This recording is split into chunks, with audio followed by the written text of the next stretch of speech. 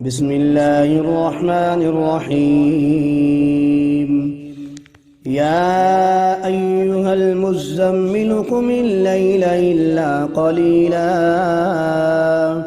نصفه أو انقص منه قليلا أو زد عليه ورتل القرآن ترتيلا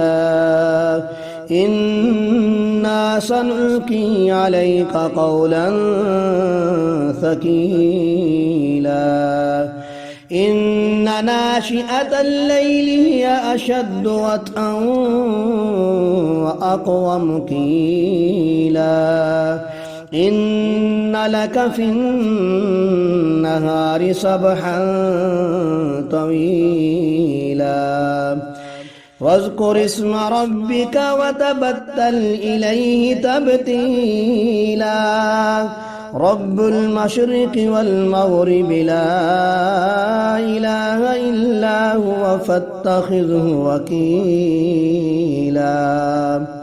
واصبر على ما يقولون واهجرهم هجرا جميلا وذرني والمكذبين أولي النعمة ومهلهم قليلا إن لدينا أنكالا وجحيما وطعاما ذا غصة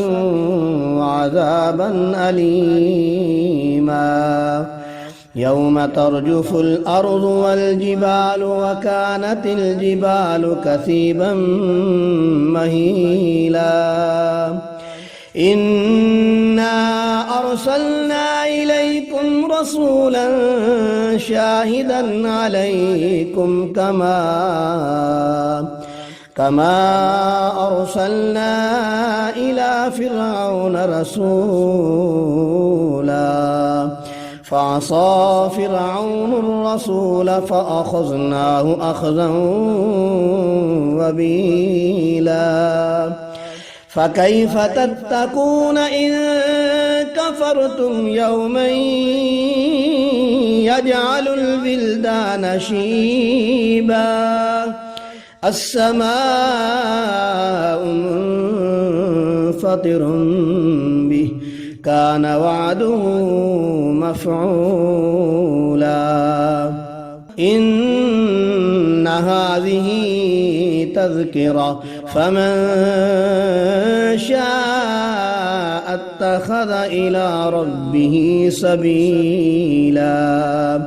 إن ربك يعلم أنك تقوم أدنى من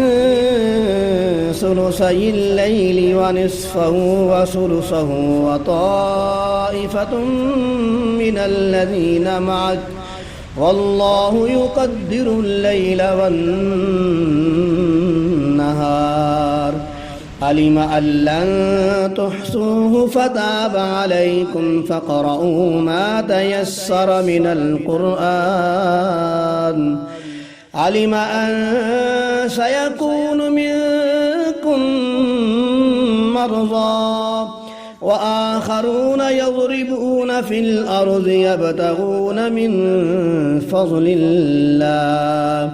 وآخرون يقاتلون في سبيل الله فاقرؤوا ما تيسر منه وأقيموا الصلاة وآتوا الزكاة وأقرضوا الله قرضا حسنا